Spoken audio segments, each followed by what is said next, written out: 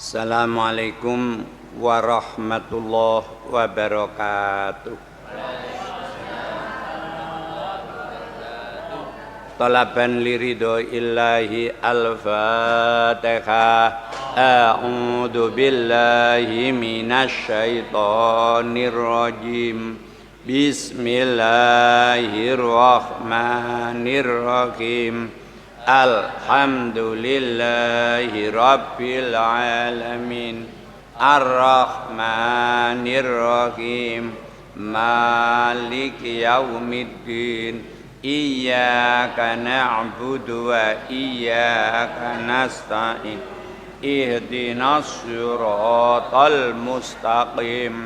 Siratal ladzina an'amta 'alaihim ghairil maghdubi 'alaihim waladdallin. Monggo kita sesarengan wonten injang menika muji syukur mateng resaning Allah Subhanahu wa taala. Sholawat ugi salam monggo kita aturake dumateng Rasulillah sebagai penuntun umat akhiruz zaman.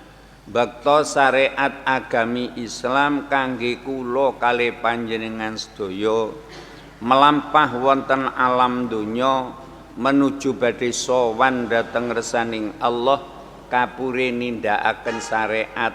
Mugi-mugi anggenipun kita nglampahi syariat keparingan kegiatan mangke wonten yaumul mahsyar angsal syafaat saking Rasulillah. Allahumma amin. Kaping tiganipun alhamdulillah dumateng para bapak lan para ibu kanthi nyempatake wekdal sekedhi sak perlu kita niati niat thalabul ilmi. Mugi-mugi anggen kita telaten mangkat saking dalem menuju tempat menika. Mugi-mugi dening Allah dipun paringi ilmu sing manfaatul barokah. Allahumma amin. Sawekdal kita sowan nang ngersane Allah min barokatil ilmi, muga-muga keparingan pejah husnul khotimah. Amin ya rabbal alamin. Para bapak lan para ibu ingkang kawula mulyaake, kita wonten ing dinten menika taksih wonten wulan napa? Safar. Wulan Safar tanggal pinten? Yo, kudu didelok tanggalan niku aja sing gedhe tok. Ing cilik barang didelok. Tanggal 6 dot. Tanggal pinten? 16. Berarti bulan niki kari 14 dina mantun ngoten masuk dateng bulan Maulid. Pramila saking menika kita nyenyuwun nang ngersane Allah oleh ngibadah sak lebete bulan Safar. Muga-muga dipun paringana istiqomah. Amin. Allahumma. Nggih, merga wulan niki sekedhap malih telas. Apanpun telas nggawa umur kita sing ngibadah apa gak ngibadah niku wis digawa karo wulan. Nggih, ngancik nang bulan Maulud, ya niki kita ya melangkah maneh, pokok janji sik enek umure. Sing eman kula kalih panjenengan sedaya diparingi umur dening Allah mboten dihemat. Mueman banget. Akhire ana donya pirang-pirang taun gak ana hasile ngibadah dhateng Gusti Allah. Bu, Nggih. mpun blonjo napa dereng? Dereng. Sampean blonjo, Bu. Bu. Nggih. Nggih. Pak, sampean mau wis blonjo napa dereng? Dibelanjakaken ya. Oh, dibelanjakno. Nggih. Niki ya pasar. Ngene ana jero masjid. Iki pasar. Pasar sing bakal kita tumbas napa ana donya niki bakal sok sampean buka ana akhirat. Akhirat. Amin. Lah lek wong blonjo niku niku mungkin tuku ndek kono dibuka ana ndek omah. Iki blonjone apa? Lek ancene tuku ndek kono kentang 1 kilo, gak iso dadi kentang 10 kilo, yakin gak iso. Mboten saged. Napa ngeten? Nggih. Tapi lek blonjo akhirat nang Allah diundakno. Nggih. Diundakno sapa wong ngibadah sitok mawon niku nang Allah ditikelno sedasa. Niki besok niku kita bakal buka oleh blonjo nang donya niki blonjo ibadah.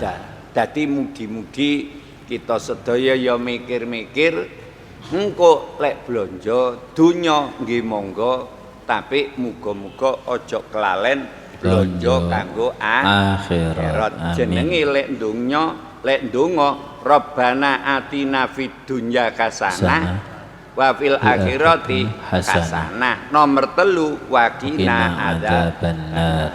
Dadi muga-muga ana donya niki oleh hasanah. Amin. Nggih, lek hasanah ndek donya niki lek didelok tafsirane ae ilmu nafi'. Hasanah niku ilmu sing manfaat. Niki wis hasanah donya niku mawon. Nggih. Lah lek mpun nikmate ilmu niku saged langgeng donya akhirat. Amin. Lek nikmati mendol ya mari dipangan teh. Telas. Iwak bandeng ya ngono, mari dedahar entek.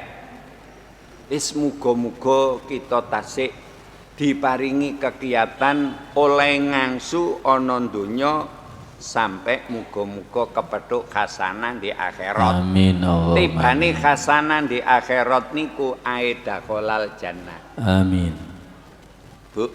Nggih. Dakhalal jannah niku ngoten.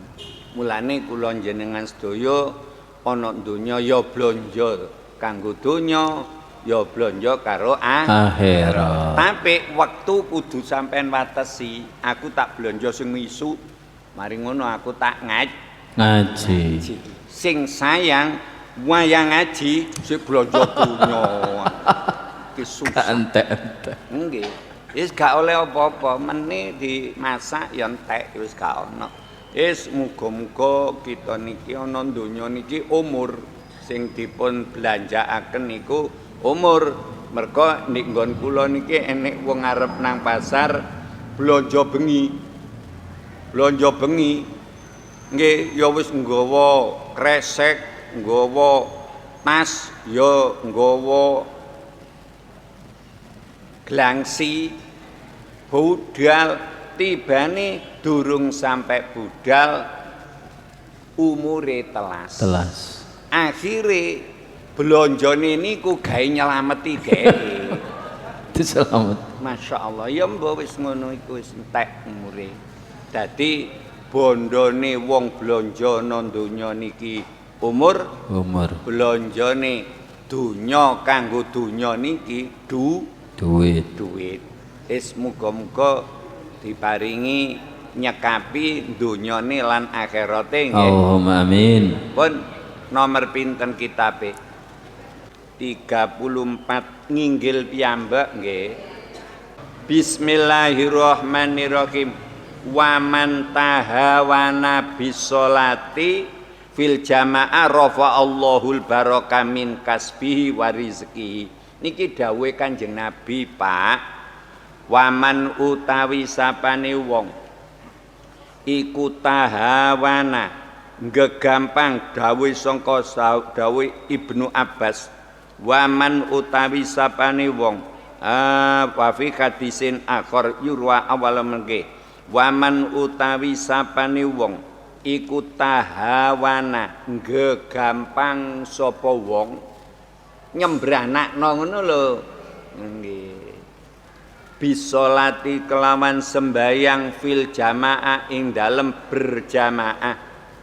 Rafa'a mongko ngilangake sapa Allahu Gusti Allah ngilangno al barokata ing barokah min kasbihi saking nyambut gawene wong wa rizqihi lan rezekine wong ya gak barokah walayak balulan ora nrimo sapa Allah minhu saking wong saira amalihi ing sekerine ngamale wong wayang ziu lan jabut sapa Allah mindu saking wong simal khair ing tetengere wong kang bagus ndi min wajihi saking raine wong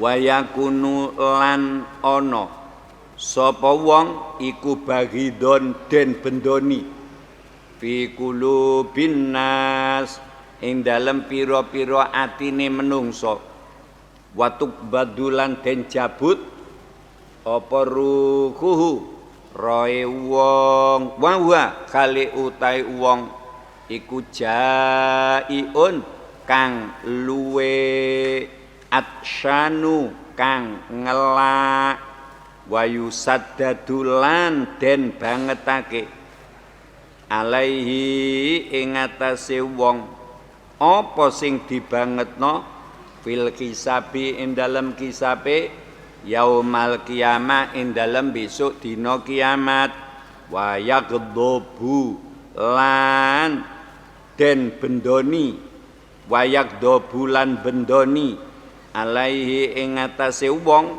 sapa sing bendoni ar-rabbu pangeran wayu akibuhu lan niksa sapa Allah ing wong disiksa bitukulin nari kelawan melebu neraka.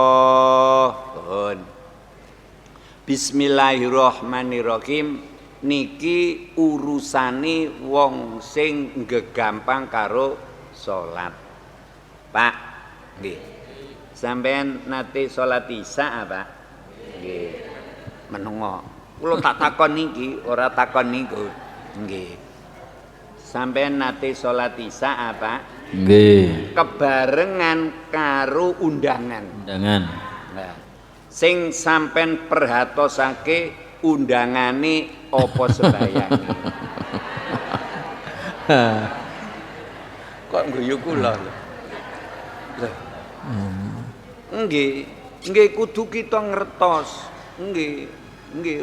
Undangan ya undangan, tapi panjenengan ojo sampai ngelalekno berjamaah. Nggih. Nggih, enek wong ku wah, selak undangan. Sembayang dhewe, wah rugi sampean. Berkati niku gak kene digawe nulung karo ganjarane salat. Wis muga-muga saged berjamaah. Amin. Berjamaah. Nadan wis pokoke salat 5 wektu, muga-muga kita perhatosake. Sebab kitab niki nerangno sapa wonge gegampang karo salat jamaah rafa Allahul baraka min kasbihi wa rizqihi. Nyambut gawe ini lho gak ana barokahe, rezekine pisan bayarane ya gak ana barokahe. Lek memete, lek nyungsang nyembalike mesti sampai sikil digawe no Sirah. nggih. Digawe ndas gawe sirah digawe Sikil. saking apane Ngoyoi. ngoyone saweser wis nang Allah gak merhatekane ngibadah gak dikai barokah nyambut gawene gak barokah rezekine ya gak barokah gitu kompon kaya ngoten niku pun janjine sarak janjine hadis. Mulane kita sedaya undangan ya undangan muga-muga ojo sampai kalah karo salat Berjamaah. Amin. Wis enak wis. Nggih. Nggih, wis muga-muga kita hemat tenan. Ngaten. Nah, mungkin kita waduh lek ndek dusun-dusun niku undangan bakda Isya. Nggih. Mari sembayang iki lho. Wis ora dik wiritan kono-kono. Ya Allah. Nggih. Kula niku nate diundang nang ngriku lho. Pasar Sapi Ngetan terus ngalor. Sumbersari. Iya, bloke kono pun. Kula diwekasi undangane Bakdo Isa. Panjenengan kudu magriban ngrika. Lho, napa Pak? Tiang-tiang niku cepet. Cepet. Lho cepete ya napa? Nggih engko mari isak tek wis teko ndek nggone. Nggih nggone undangan niku.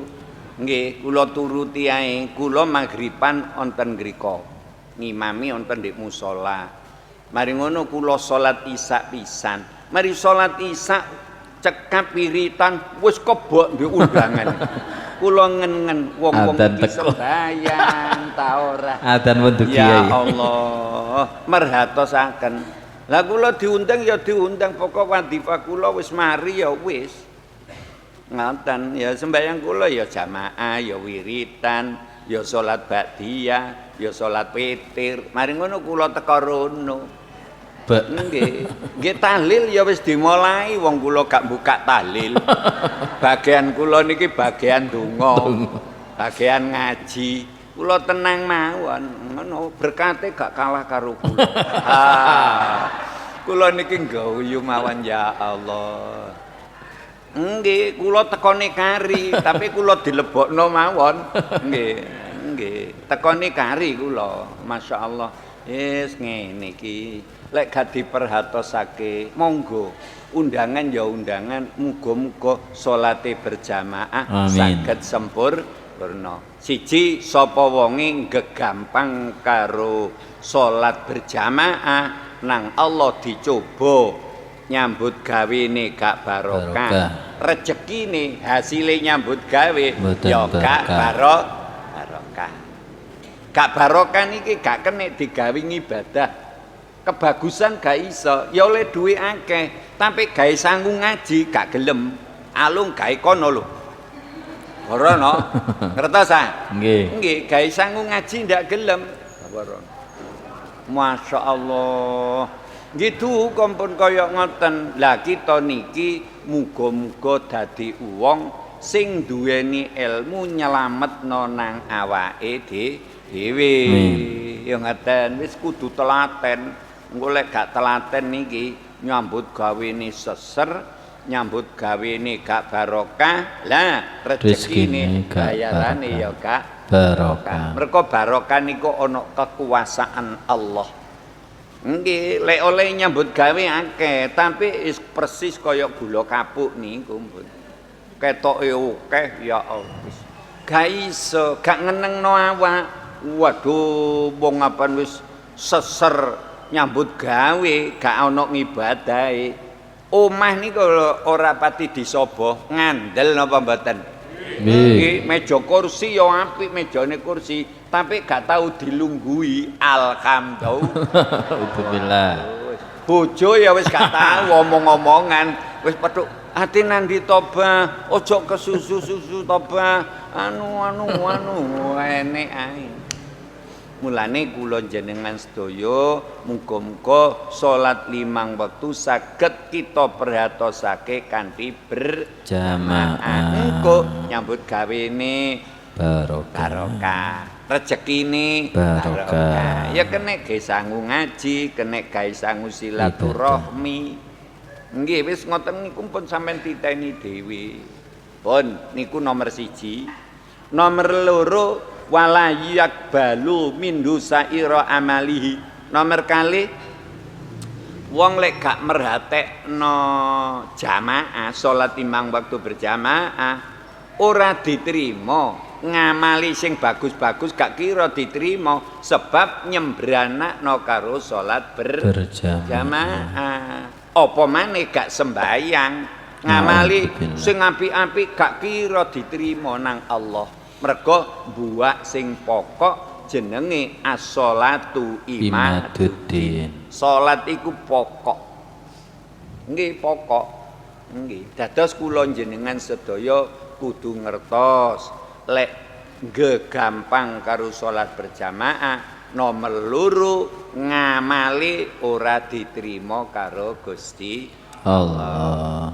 ngertos Nggih. wis oleh loro wayang ziu mindusi mal khair min wajihi nomor telu wong lek nyembranakno karo salat berjamaah ndek wajahe dicabut tetengere kebagusan nggih ndek wajah niki dicabut tetengere kebagusan tapi lek wong iku merhatosake salat berjamaah tetengere kebagusan tetep wonten ing wajah cara wong lanang wajahe mencorong lek wong wadon ya mosok melok mencorong pisan apa oh menceret Mencorot. wis ngoten mawon ya cekne wis nggih nggih lek wong nyembranakno karo ngibadah nang Allah dibusek ndek wajahe niki mencorongi rai apa maneh apan wis mati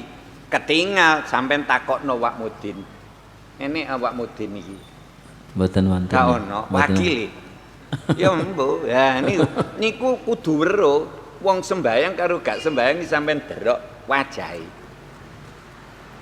nggih wajahe nggih mulane wong ngedusi mayit niku kudu didusi keluargane dhewe cekne weruh ngono lho lek keluargane ku ahli ngibadah tenan pejane ku ketinggal wajahe mencorok jane wong iku ya ganteng tapi apan pejah luwih ganteng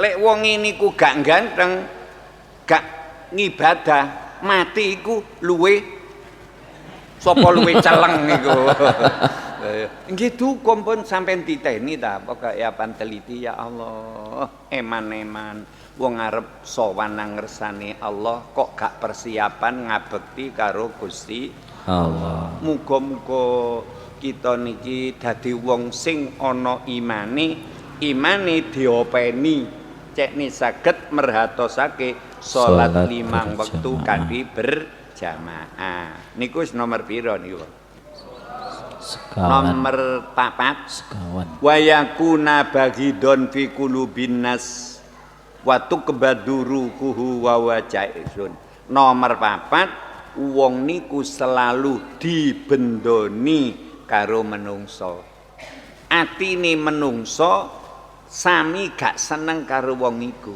mergo apa wong iku nyembranakno perintahe Gusti Allah nggih nyembranakno lek wong iku mboten nyembranakno karo perintah Allah atine wong-wong nang Allah diparingi kongkon seneng ngoten ayo sampean Mbak kedayoan wong ahli ngibadah karo kedayoan maling ngono seneng ndi Pak lho maling iku terang gak sembayang nggih terang gak sembayang kedayoan ngoten mawon ya Allah gak pen nggih lek kedayoan wong sing sae dalem sampean sae nggih kula wau dalu niku dijak ngaji nang napa sih desane niku Toya Marta Nganan Luwon masjid kiri jalan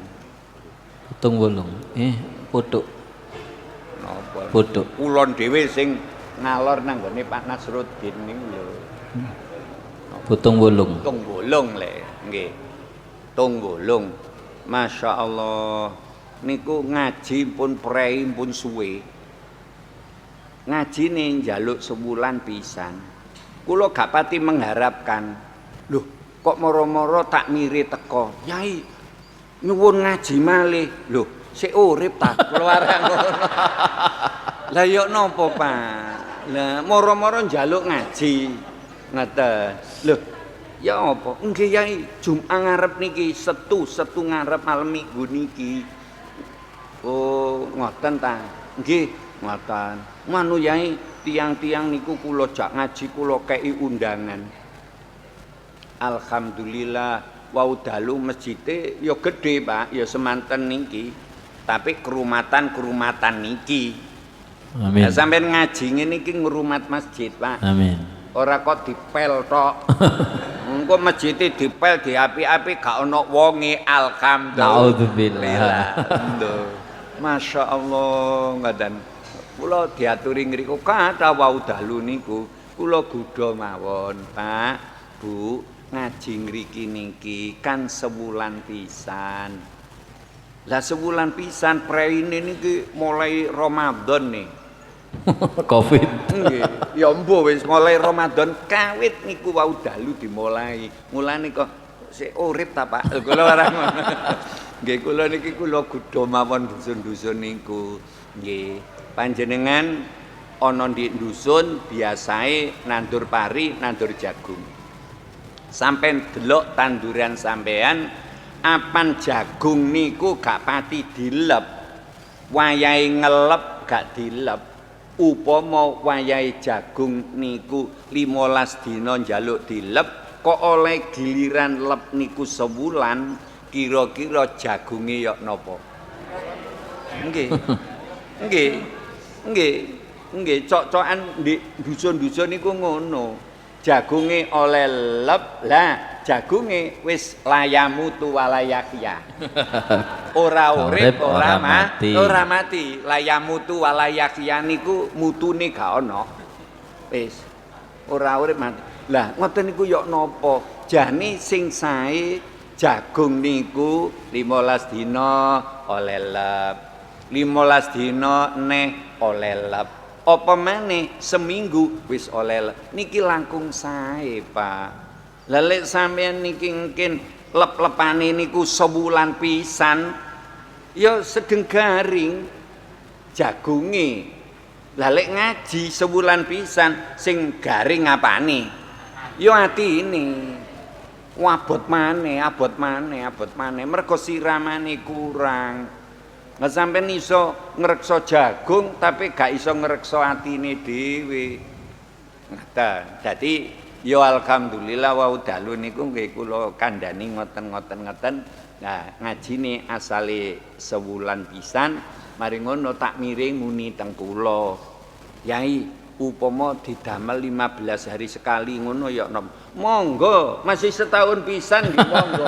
Kula gudha ngoten. Lah nggih kula ngono nyumanggaaken pun kula rumat setahun niku pun ngaji sebulan pisan niku. Nggih kula turuti mawon. Lah wau dalu niku kerentek kepingin 15 dina sepi pindah. Nggih, tapi ya ngono, sampean ndang-ndang nanggon ing omah, engko lek gak ngono kok gak iso. Ngoten, mergo engko wektune niki lho. Den panggah marisak lho wektune. Lek njaluk tambah nggih bakdo isak kala wau dalu mari ngaji teko nggone kantri ngilen niku lho teng pundi niku Moro Tanjuk masjid pinggir kiri rel penak kula lek ngaji mriku enak rong sepur mesti leren nggih lek sak sepur ngono wong-wong niku tingak-tingung ngono tok kula gudha apan rada suwe ngono sepure iki apa moga apa piye kok gak liwat-liwat ngoten. Pun muga-muga telaten kula jenengan sedaya niki umur dijaga ngibadah diopeni supados mboten kenek siksa sing kaya ngene.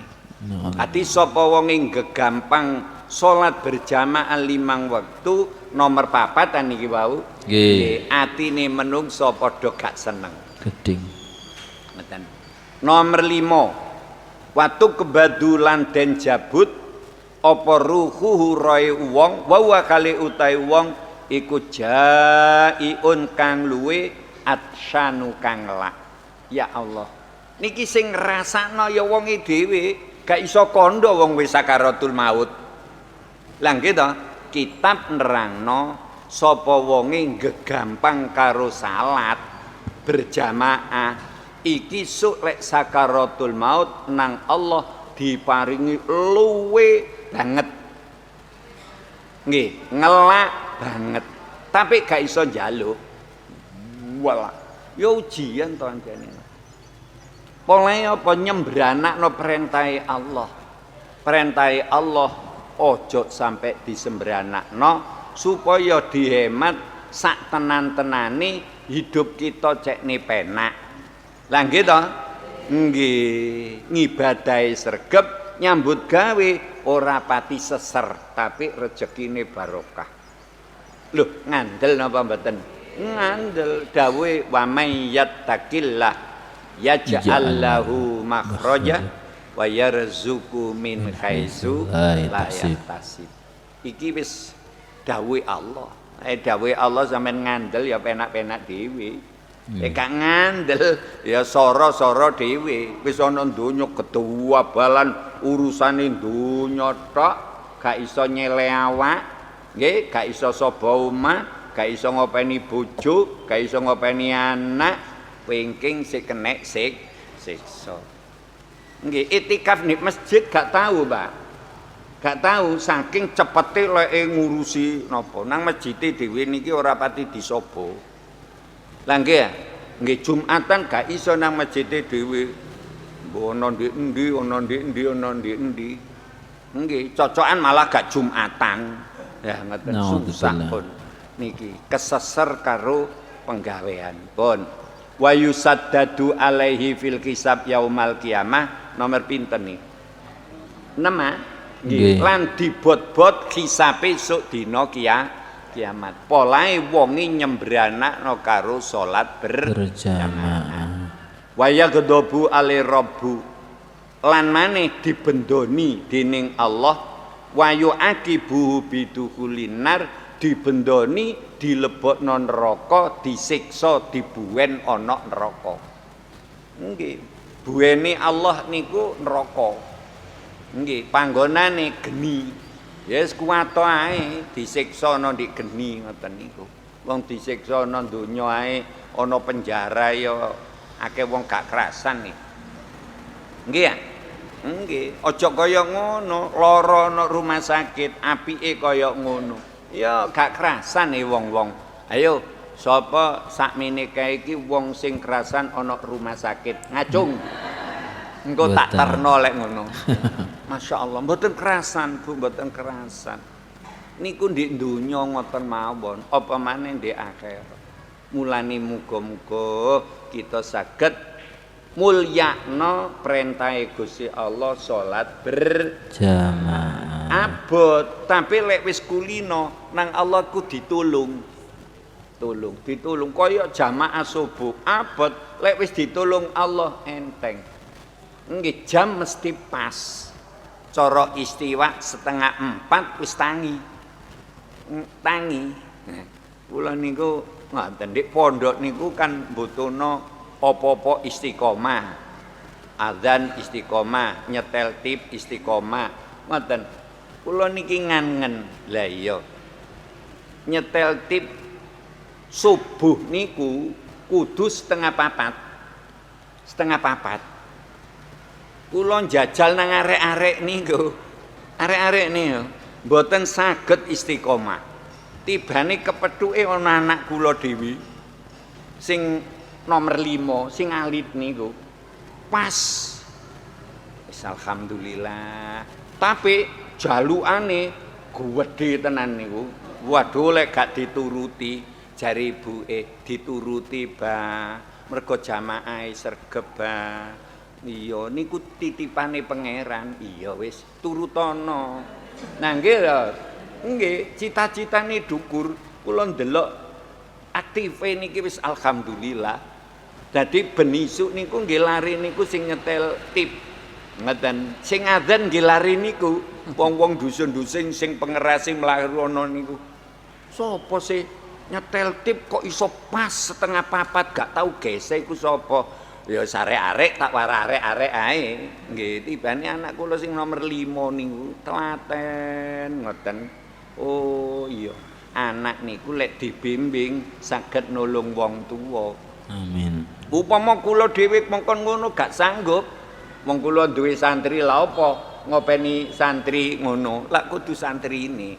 Lah santri gak pati iso pas niku ya ana sing rada kawanan rada anu ngoten. Lari niku kula tingali pas ngoten. Oh iya. Wis kabeh niku ana lek njaluk apa-apa wis kudu dituruti. Gak dituruti ya Allah. Nggih. Tapi nggih dituruti mawon wong kanggo bagus sae. Lah nggih ya. Nggih njaluke niku masyaallah.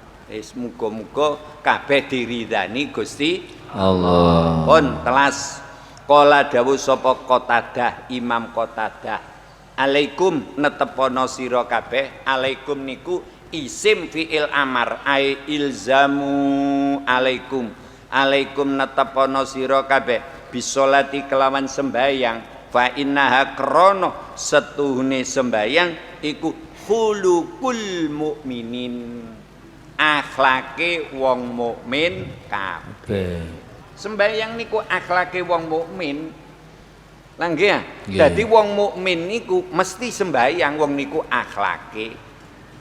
Tata kramane wong mukmin. Dadi sembayang 5 waktu kanthi berjamaah. Sampe nopeni nggo upama awal waktu mboten saged. Engko ya muga-muga lek anjene waya nyambut gawe muga-muga saged jamaah mbek kanca-kancane. Lah nggih ya, mergo di tempat niku ya ana musala ana napa aja sampe salat piyambak diusahakan. Ngoten lho Bu? Nggih. Pun. Wa qala lan dawuh sapa Kanjeng Nabi Muhammad sallallahu alaihi wasallam. Umati utawi umat ingsun iku umatun umat marhumatun kang den welasi. Ngeten Kanjeng Nabi dawuh umat ingsun iki selalu diwelasi karo Allah. Nggih, apa sebabe siksane ora ditumpuk ana donya. Lek umat-umat biyen sampean delok kaume Nabi Nuh ya dintekno ana donya kenek tenggelam nggone banjir bandang. Banjire niku mboten dangu Bu, namung 6 wulan. Zamane Nabiullah Nabi Nuh. Entek wong sak donya niku entek. Sing wutu niku namung wong sing diwadahi perahu. Nggih. Perawune Nabi Nuh niku ya Allah nek 80 wong nggih. Wis kaya ngoten niku biyen niku siksa niku langsung. Nggih kaya ngoten. Kaum Nabi Musa telas kene tenggelam laut merah. Mati kabeh. Lah lek umat Kanjeng Nabi umat marhumah niki mboten badhe disiksa ana donya. Nggih, ya ana musibah itik ngoten mawon. Mboten sampai nemen ngoten. Enek longsor ya kono-kono, enek lindu kono-kono. Ya yes ana musibah niku mboten pati nemen-nemen. Mergo siji ini umat Kanjeng Nabi mboten siksa didelen donya, didelen di akhirat. Nggih, andeke umure cekak-cekak ae lho. Lah nggih ya? Nggih, lah umure cekak mari ngono mati wis disiksa kono ae karo wong. Lah nggih ya? Nggih, musibahe mboten ana donya. Dinteni umat marhumah. Wis ngoten wis muga-muga kita saged tobat, kita saged nyaini akhlake piyambak sebab akhlake wong mukmin niku sembayang kanthi jamaah. Wala yudfa'ulan ora den tulak andum saking umat apa albala ubala illa bil ikhlas angin kelawan ikhlase ngibadah. Bala gak iso dipun tulak kejaba lek sampean ngibadahe kurang ikhlas. Namung ngono tok. Dadi kula jenengan sedaya ndek donya akeh musibah, sing sampean ngibadah nang Allah atine ikhlas. Jamaah ikhlas, ngaji ikhlas, tahlilan ikhlas. Ya wis didasari ikhlas iku minangka nulak bala. Wis kaya ngoten, kudu ana wong ibadah nang Allah. Lek gak ana wong ibadah nang Allah, ya napa Pak? Saaken sing penduduk desa iku. Mulane penduduk desa akeh wong sergap-sergap ngibadah, muga-muga leres ngibadahe, muga-muga dibarengi atine Ikhlas. Wa du'aihim lan dungane umat. Nggih, umat sing gelem ngaji, umat sing gelem sembahyang, umat sing gelem berjamaah, lak marine sembahyang, lak donga, Bu. Nggih niki marine ngaji ya Donga. Nggih, mulane kudu sabar, Pak. Sampean lek jamaah kudu ngenteni dongane imam. Mergo donga iku mandi, Pak. Enak endi ndonga dhewe napa nyingkrih mawon? Sareng-sareng. Enak endi? Ndonga dhewe apa nyingkrih mawon? Lho kok guyu lho. Mestine lek sampean roh kitab ngene iki ndongane kudu nganggo Jamaah. donga mandi gampang diijabahi. Ngasih sembahyang niku enak endi sembahyang berjamaah apa salat dhewe? Berjamaah. Wah, temenan ya lek ana kula ngene. Nggih. Mergo salat berjamaah niku untung, Pak, untung koreksiane teko ngarep. Nggih. Jamaah imam, mari ngono makmume pira ndek kono. Lah iki sing ditingali dikik imame. Lek imame atine khusyuk, atine ikhlas, kabeh kecatet khusyuk lan ikhlas. Enak. Imam didelok atine gak khusyuk, gak ikhlas, ya didelok makmume. Enek makmum nek sitok tapi manggene iku ndelesep ngono wonge. Anjene wonge cendhek ndelesep. Lho, iku wonge atine ikhlas lan atine khusyuk. Nek wong sitok tok kuwabe jamaah iki ketrima. Iku senenge. Mari ngono nomor 3, imame dikoreksi gak khusyuk. Nggih. Makmume kuwabe ya gak khusyuk. Wong imame gak khusyuk kae. Kabeh gak khusyuk, tapi Allah Maha Welas. Eneke kumpul iku ditramis. Diijabahi dening Gusti Allah. Penak. Pokoke dadi wong iki rombongan ae penak. Rombongan. Pokoke rombongan ngibadah. Nggih. Lek rombongan maksiat yo akeh, tapi yo hati-hati. Nauzubillah. Lek nyemplung bengoke dhewe. Muga-muga wa sholatihim lan sholate umat, wa du'afaihim lan pira-pira wong apese umat. Nggih, wong sing apes-apes, wong dhaif niku sing iso ngibadah iso khusyuk. Mergo gak kesusu apa-apa. Nggih alhamdulillah kita niki ngibadah niku iso tenang donga, ditelateni sampai tumeka dungane imam. Monggo. Engko lek gak ana tuntunan kita niki rugi. Mergo donga lek bareng ambek imam iku termasuk gampang ijabah. Wis kita karimuni amin. Masih ngantuk-ngantuk titik oleh, Bu. Oleh. Lah ngoten. Kula niki sing dadi guyon niki wong Jumatan. Nggih. Wong Jumatan nggon kula niku lho, apan wayahe ndonga niku ngene. Iki piye iki? Ndonga gak pati mantep, tapi imame muni, tapi dhek ini ngene ayuk-ayuk ngoten ngantuk. Masyaallah. Niku rada diopeni jane. Lah nggih to? Nggih. Pun muga-muga kita termasuk umat sing di napa welasi karo Gusti Allah. Syarate balak-balak niku saged diicali, syarate lek ngibadah kudu ikhlas. Kudu ana ndonga, salate berjamaah karo wong sing apes-apes. Nggih, sing apes-apes seneng kok, Pak. Ngeten, wong sing apes-apes iku ya wis tuwa-tuwa, atine manteng ibadah. Niku seneng. Kula niki lek ana masjid sik akeh wong tuwa-tuwa, ngono niku seneng. Kula wau dalu ngaji nang Mara Tanjak niku, ya Allah, enek wong tuwa nang masjid niku pun krengkelan. Ngono niku sik teko nang masjid.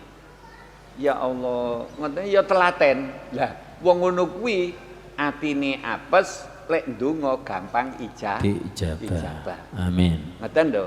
Dadi kita niki ditata, muga-muga kita sedaya istiqomah dateng Masjid. Wa Amin. jaat lan teman-teman teko apa akadisu pira-pira hadis kasiratun kang akeh tadulu kang tuduh apa akadis ala kufri tariki shalah ing atase kufure wong kang ninggal sembahyang. Ojo sampai Pak keluarga kita ninggalno sembahyang dadi wong kufur.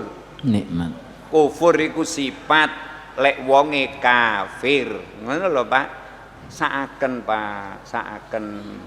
Wis ojo sampai nyembranakno perintahe Gusti Allah salat. Wa aqdalan ngalabiha kelawan hadis sapa kasirun wong akeh minas sahabati saking sahabat. Sahabat niku sami ndawuhna wong lek gak sembayang jenenge kafir. Lah nggih ya? Lho nggih niki kudu rada telaten. Sapa sing ndawuhna? Sahabat Umar bin Khattab. Nggih. Nomor kali sahabat Abdurrahman bin Auf. Sahabat Mu'ad bin Jabal. Sahabat Abu Hurairah. Sahabat Ibnu Mas'ud. Lho. Sahabat Ibnu Abbas lan sahabat Jabir bin Abdillah lan sahabat Abu Darda radhiyallahu anhum. Niki sahabat-sahabat ngarani lek wong gak sembayang hukume kafir. Ngoten. Wa tabi'ahum lan manut ing sahabat-sahabat sapa kasirun wong akeh minas salaf saking ulama salaf minhum iku setengah saking kasirun al Imam Ahmad utawi Imam Ahmad bin Hambal wa Ishaq bin Robaihi wa Abdullah bin Mubarak wa Nakhai wa jamaatun lan kumpulan kasiratun kang akeh fanahikum mongko nyegah perang ing sira kabeh ya ikhwani bil akadisi kelan pira-pira hadis adalati kang tuduh ala kufri tariki shalah ing atase kufure wong kang ninggalno sembahyang. Dadi sampeyan cek ngertos perintahe Allah iku kudu luwih diperhatekno.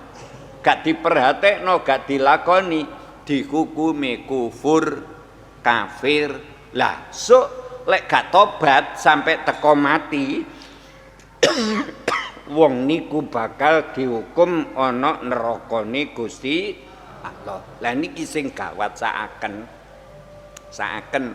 Dadi mulane kita duwe anak, duwe putu dididik mulai sik alit.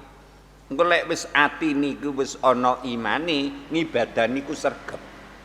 Engko lek gak dididik mulai alit niku saaken.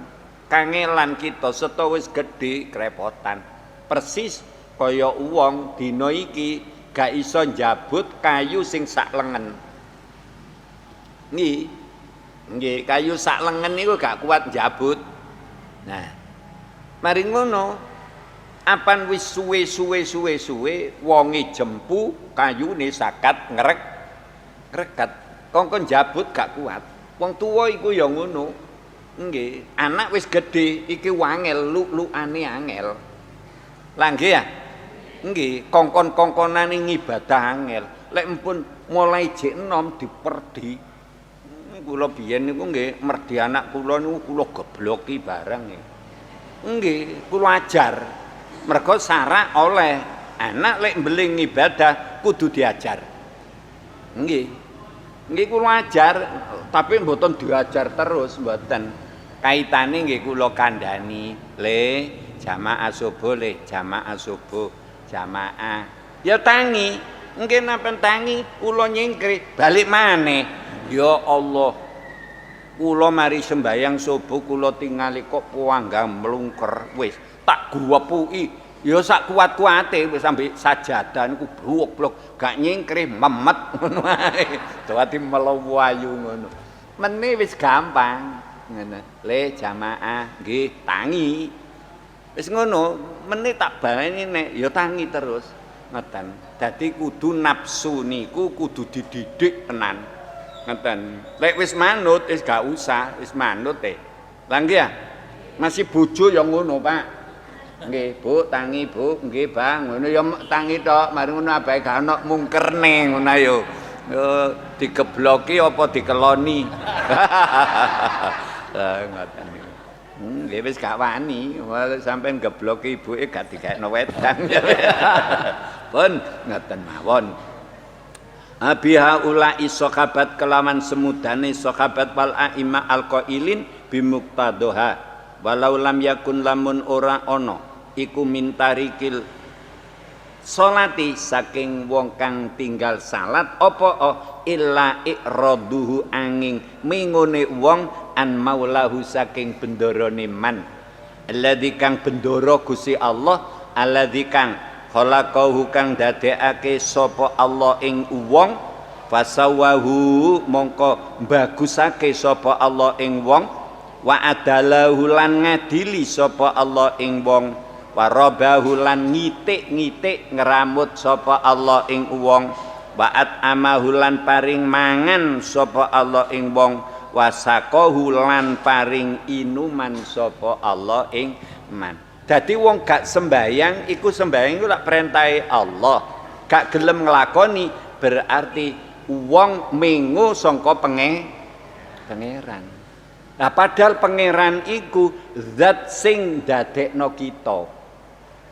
Sing dadekno kita niki pangeran, Pak. Lho, nggih ya? Mulai alit sampean diparingi alit gak iso mlaku. Tangane ya gak iso obah-obah ya wis sak teruse. Ya kaya bayi iku. Tapi nang Allah diramut. Nggih to, ibuke dikeki welas nemen karo anake. Abahe ya ngono diparingi welas karo anake, diramut gedhe-gedhe. Mari ngono iso brangkang apa ngesot dikik. Oh, ngesot ta dikik. Brangkang apa ngesot? Loh, lek duwe anak iku dititeni ta lah, Pak. Nggih ruruhe mara mlayu ae lah ngoten. Nggih, janjane bayi niku kabeh bayi niku gak iso mlaku kaitane. Mari ngono kawitan niku brangkang apa ngesot? Ya mbuh wis ngono ae ya wis ngono. Engko lek kurang paham ya gawe neh ngono ae. Lho, ngeten mawon. Lho, niki kin sampean semerap mari ngono rada gedhe, rada iso mlaku sak teruse. Niku pembimbing sangka ngersane Allah. Diitik-itik karo Allah. Nggih, daharane diistimewakan, gak oleh barang sing kasar-kasar, cukup minallah yaiku banyu susu. Ngeten iki wong tuwa ning ngengkel ora dikeki susune ibu, dikerokno gedang. Melembung, lari niki melembung. Nggon kula niku wonten. Ya anjene ya mbuh, anjene jenenge wong rambut anak ya ora pati iso. Lek enek wong tuwane sik diopeni, Pak. Kongkon nyusoni banyu susune dhewe iki. Ngoten. Lah niku dikerokno gedang ijo. Ya arep ae anjene gak ono panganane arek luwe. Ya dipangan nang arek niku. Oleh 2 dina, 3 dina wetenge mbedhedhek. Bingung ibuke kene apa iki, Bu? Kene apa? Digawa nang rumah sakit ditingali Kang Kembung. Sebabe apa? Ususe mboten kiyat jian. Mangan gedang niku mboten kiyat. Lah niku malih opname niku duka seminggu duka napa. Lah ngeten niku dadi janjane sangka Allah iku wis disiapno. Nyusoni anak niku 2 tahun. Pokok susune ibu sae disusoni kagungane ibu mawon, Pak. Mak, nggih. Sampeyan nate melok nyusoni ta? Menengo ta. Nggih, niku ibuke mawon. Mergo niki luwih sae tinimbang susu sapi. Sapi. Susu kaleng niku apian niki. Mergo kasih sayangi. Enek anak niku namung digolekno susu kaleng. Merua omplong. Kaleng. Nah, ngoten niku. Niki ora pati disusoni iki kasih sayangi nang wong tuwa kurang. Duka pun kaya ngoten. Enggak, beda kok Pak, beda. Disusoni dhewe karo disusoni sapi. Sapi. Nggih. Kasih sayangi niki sampun setompun kaya ngoten. Lari niku saged pertumbuhane sae sebab diparingi tetedan saking Gusti Allah. Susu diparingi sangka Allah, untu durung dipasang karo Allah. Mari ngono dipasang untu. Nggih to, apan dipasang untu cocokan iso dahar napa. Nggih. Mari ngono untu niku saged rada kathah cepot. Jenenge apa? Pupak. Nang Allah sik dijoli. Niku welase Allah. Pupak sik iso cukulne. Tapi apan pupak kedua ompo. Wis gak iso. Sampeyan golekno nang nggone napa niku toko. Lah nggih to? Nggih pasang gigi niku mboten kaya sing asli. Nggih, gak kaya sing asli, gawe mangan tetelan kudu mencolot. Lah nggih, kangkon ndamel mangan marning gak kuat, Bu. Niki pun kita kudu maklum pancen sedaya niki kedah dipun perhatosake, muga-muga nikmat-nikmat sing diparingaken dhateng kita saged kita mangertosi. Dadi wong lek gak gelem sembahyang diperintah Allah iku mengo karo Gusti Allah, sing Gusti Allah iku zat sing dadekno wong iku, sing iso ngrumat wong iku, lha nggih to? Sing iso ngopeni wong iku. Lho, ngoten lho Pak. Dadi iman niku lek sampean tata, sayan dangu, sayan madhepi nang Allah tenanan. Rumangsa nikmat saking Allah sak pirang-pirang. Bojo duwe ya Pak? Nggih, bojo duwe. Mbuh wong ndi gak roh wis bojo duwe. Mari ngono anak duwe mantu, ya duwe omah, duwe kendaraan. Ya Allah, syukure kudu kathah. Iku milike Gusti Allah. Mumpun diaku dhewe Pak, niku neke Gusti Allah, disili Gusti Allah. Kita lek wis dipanggil karo Allah, innalillahi wa inna ilaihi rajiun, gak oleh nggawa. Gak intemu. Mobil gak oleh nggawa. Bantal gak oleh nggawa. Bojo gak oleh nggawa. Cek budal dhewe ngono ah. Nggih, gak oleh nggawa Pak, sedaya niki silian Allah, merga bayi dilahirno keadaan gak nggawa donya. Mari ngono ikhtiar donya sakmene kowe. Nggih to? Serwandal sakmono pasang kathah tapi lek mati gak oleh nggawa. Oleh nggawa. Silian. Bu. Nggih. Mulane apan serandale digawe ngaji, gawe undangan. Ketelisut ojo ngersula. Sampeyan sing rido, alhamdulillah serandalku ilang di masjid. Barokah. Ngoten alhamdulillah, aku syukur serandalku ketelisut ana masjid. Apa aku pancen siji serandal iki mestine wong sing ngibadah iki keliru apa piye sekne wis aku ikhlas. Ngeten. Tanggehan ikhlas wis digawe dulur-dulur cekne wis ikhlas. Pancen aku dhewe rumangsa lek tuku serandal gak tau nukokno dulurku. Ha. Nggih, sampean sing kudu rada telaten Bu. Lek iso tuku serandal niku rong pasang, ngoten lho, kanggo awake dhewe ambek kanggo dulure. Ngoten lho. Apan tuku apa-apa muga-muga eling ambek dulure nggih Bu. Nggih. Dilatih masih apa yang ngono tuku apa-apa ilinga dulure, ilinga fuqara wal masakin ditukokno. Tukokno aja digawe dhewe, tuku sarung 1,5 juta. Lho, ana Wonten. Wonten, ndak sampean gak tahu tuku iku apa. Atlas. Lho ya, 1,5 juta. BHS. Nggih, wonten Bu, kanggo dhewe. Mari ngono, lek 1,5 juta sampean rada nriman, ya tuku-tuku sing rega pira? Wadimor. Ya 250 apa piye? Mari ngono, sampean tunggas sak kodi apa piye? Regane 60 apa piye? Apa 70. Niku pun kena disedekah-sedekah. Kudu pinter, aja digawe dhewe. Nggih. Wong ayang-ayangane masih sarunge larang ya padha ae. Lho, nggih. Nggih. Kudu kutul dianu ngriki. Nggih, ambek dulure diilingi cek iso sedekah. Ngoten. Wis muga-muga kita iso nasarupna donya. Amin. Nggih ta? Wa adkhalahu lan nglebokake sapa Allah ing wong sabilan najat ing dalan keselamatan.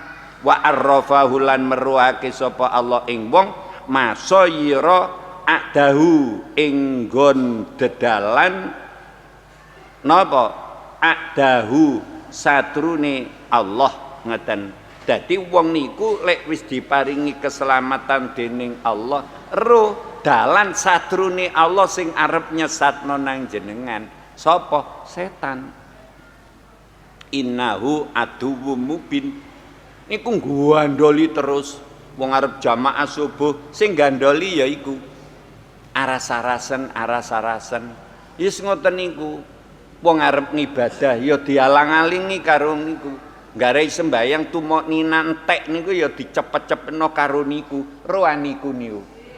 Sapa? Setan. Nggih, gak iso tumok nina sebab digodha karo setan.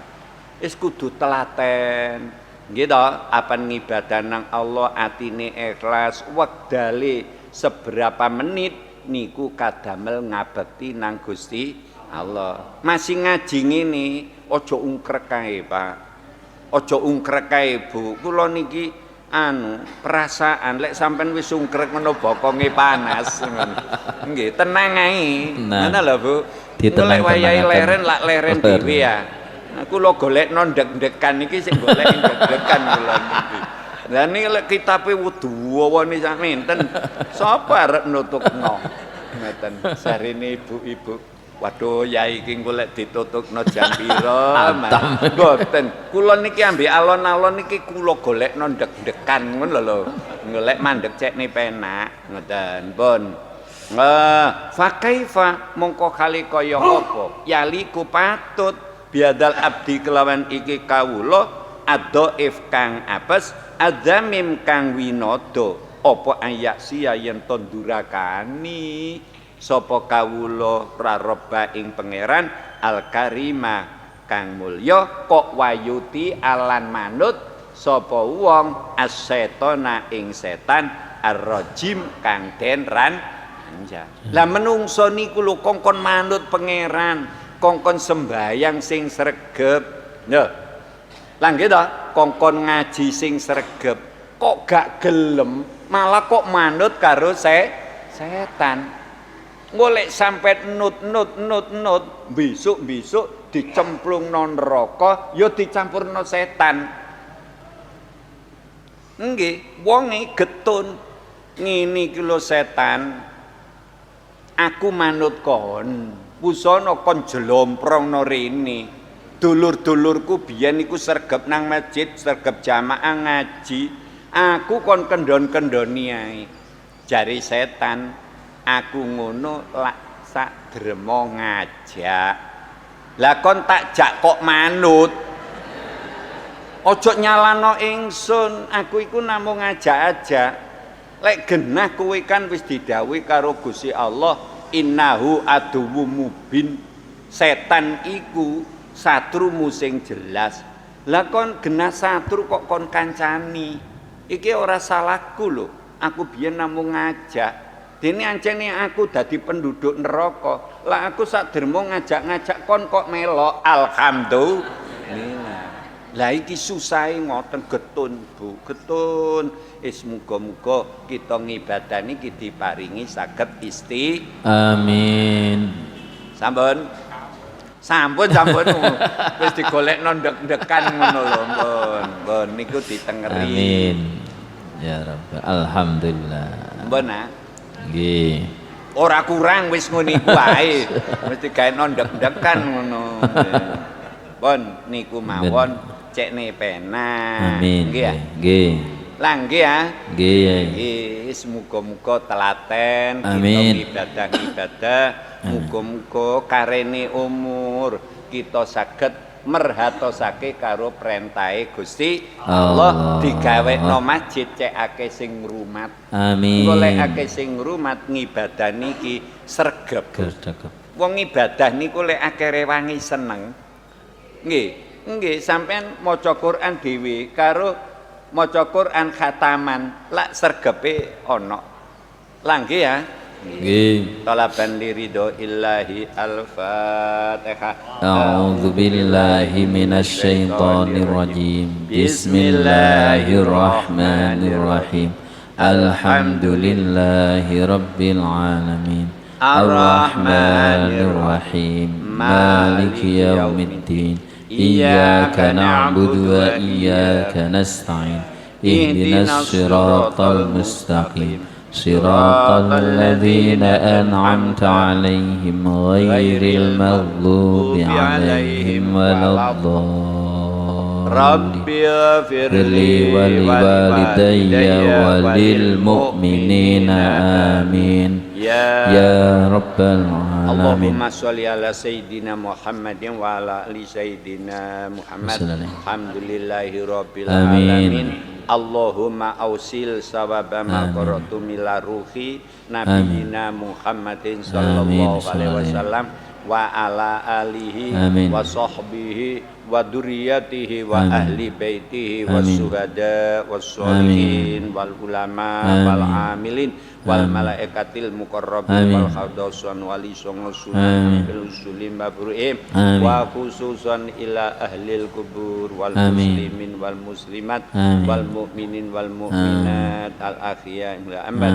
warfa lau darajat iflau kasanat wa kafirna sayiat irji'i ila rabbiki radiyatan mardiyah wa tuli fi ibadi wa tuli jannati. Inna allaha malaikatahu yusholluna ala nabi ya ayyuhalladzina amanu shollu alaihi wa sallimu taslima.